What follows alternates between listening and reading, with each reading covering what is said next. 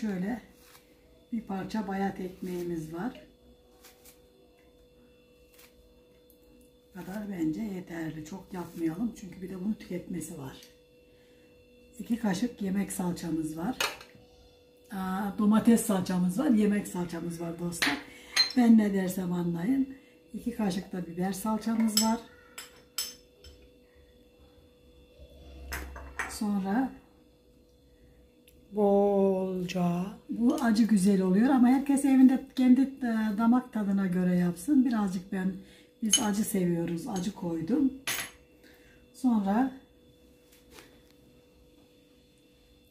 sarımsağımız var. Bolca.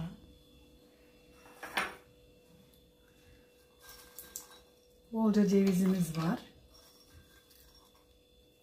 Üstünü süslemeye ayıracaksın değil mi? Ayırdım bile. Oo, harikasın. Sonra şöyle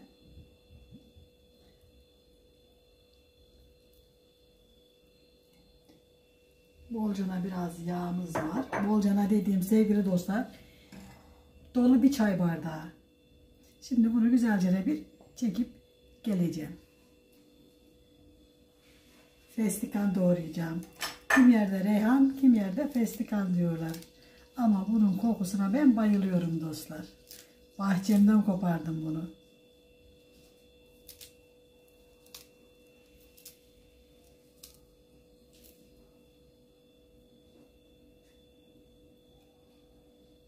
Yağsı biraz az geldi dostlar.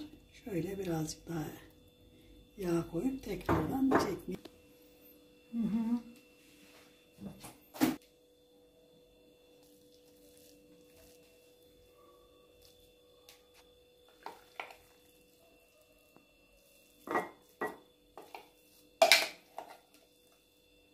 Bence de çok güzel oldu.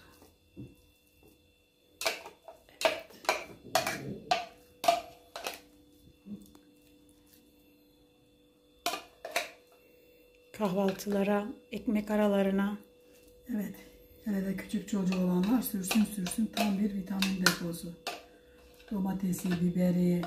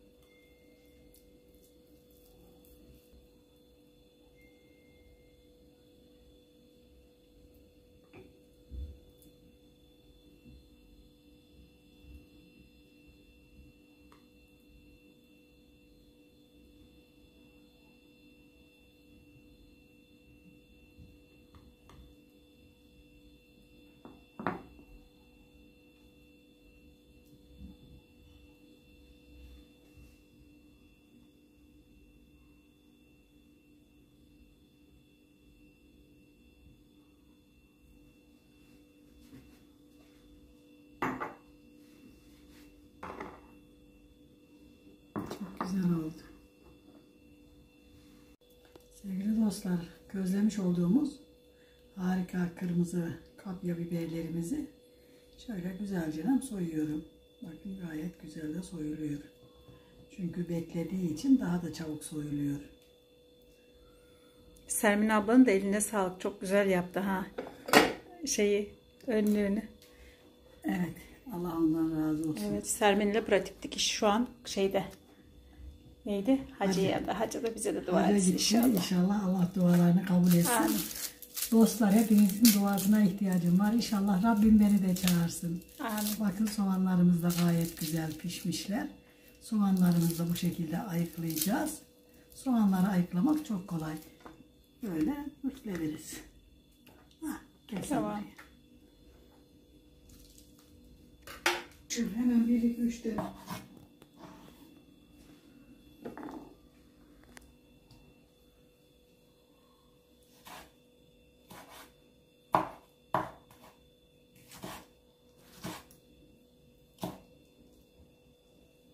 Sevgili dostlar, hayatta en zor şey pişmiş soğan doğramak. Çünkü kayar kaçar.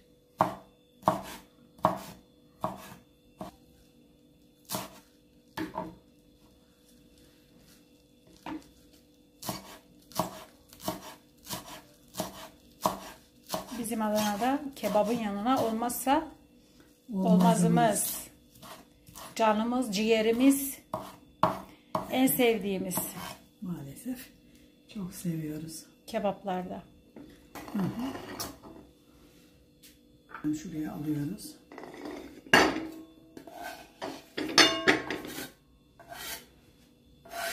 Şimdi şunun içinde bir tane şöyle sarımsağımızı rendeliyoruz dostlar.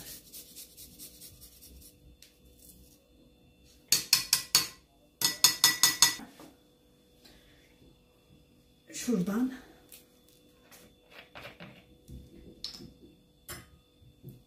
bu bizim özel kendi yapımımız.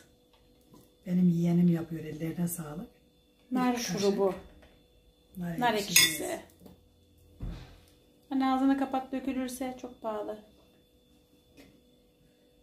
Bunu koyuyoruz. Sonra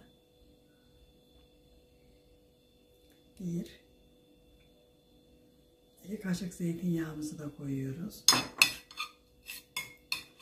Böyle güzel bir sos hazırlamamız lazım dostlar.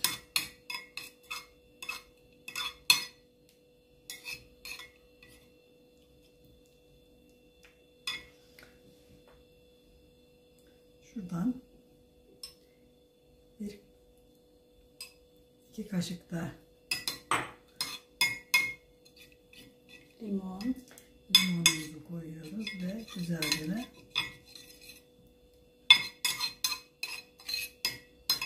güzel bir sos hazırlıyoruz.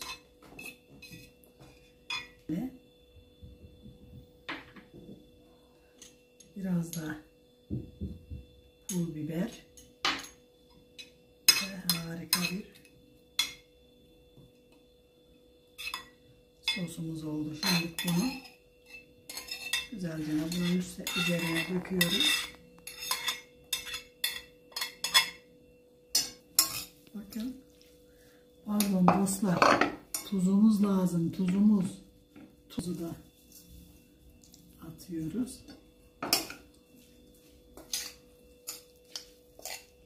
Ve harika bir salatamız oldu. Pardon dostlar. Size göstermem gerekiyordu. Yanlış yaptım.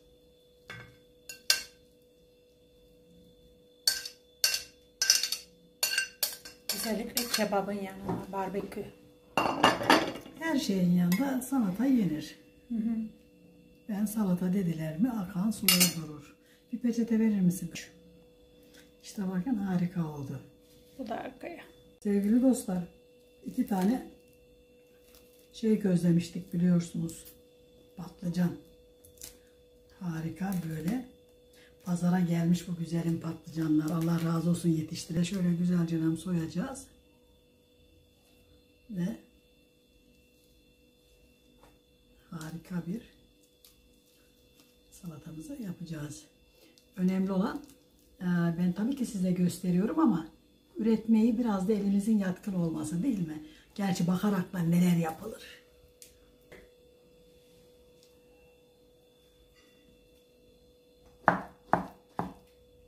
Sevgili dostlar, robottan geçireceğim ama şöyle bir ne yapmalıyız? Yine de bölmeliyiz. Yani robotumuza da acımalıyız acık.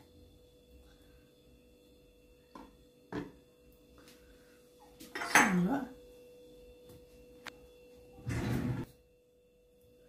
1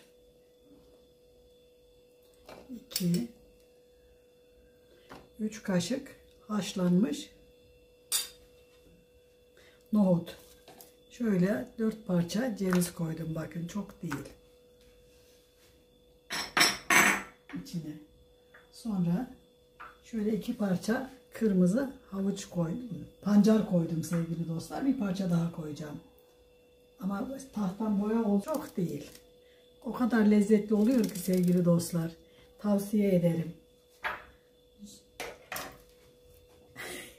Birazcık şöyle zeytinyağı koydum. Ellerini yıka. Her yer kırmızı oldu. Olsun. Şöyle 2 kaşık da limon koydum.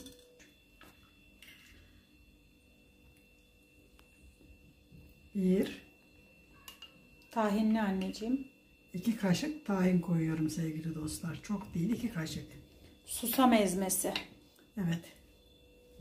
Şimdi bunlar kalanını da buraya koyuyorum. Susam Şimdi ezmesi koydu anne. bir de yoğurt getireceğim. Ev yoğurdu koyuyorum. Süzme yoğurt değil. Kendi elimde yap. Başka sarımsak koymayayım. Koymadığını unuttum. Sarımsak koyacağım.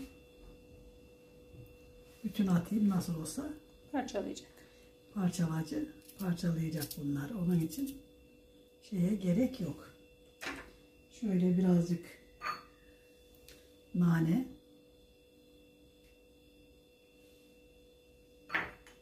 Şöyle azıcık da pul biber ekliyorum dostlar. Ve şimdi de kapağını kapatıyorum ve robotumda çekip geleceğim. Dostlar. Şimdi kaşıklar isyan ediyor dostlar. Her şeye bir kaşık alıyorum çünkü.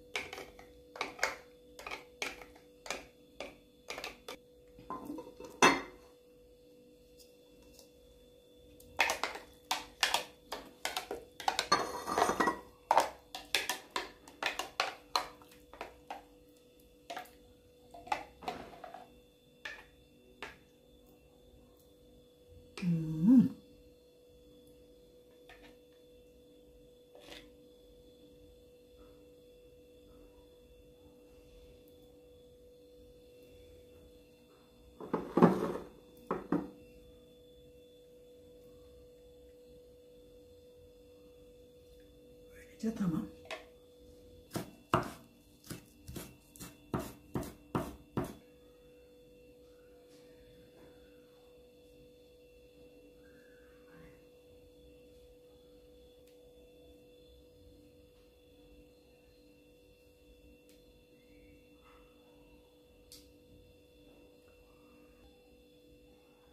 Evet.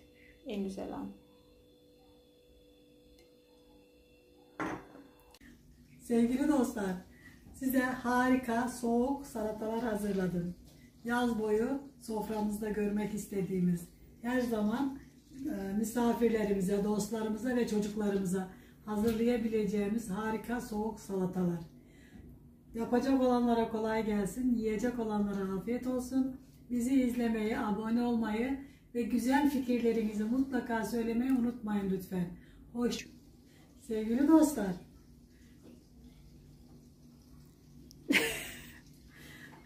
Evet. Kaldığı yerden mi devam edeceksin yoksa tekrar mı çekeceksin? Hangisini istiyorsun sen? Neyse, tekrar çekmenize gerek yok.